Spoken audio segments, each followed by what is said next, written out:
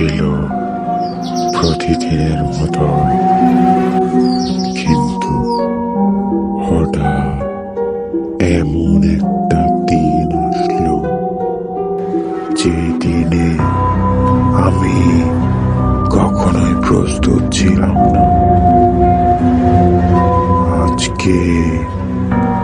আজ সেই দিন, যেই দিনের জন্য আমি অপেক্ষায় ছিলাম।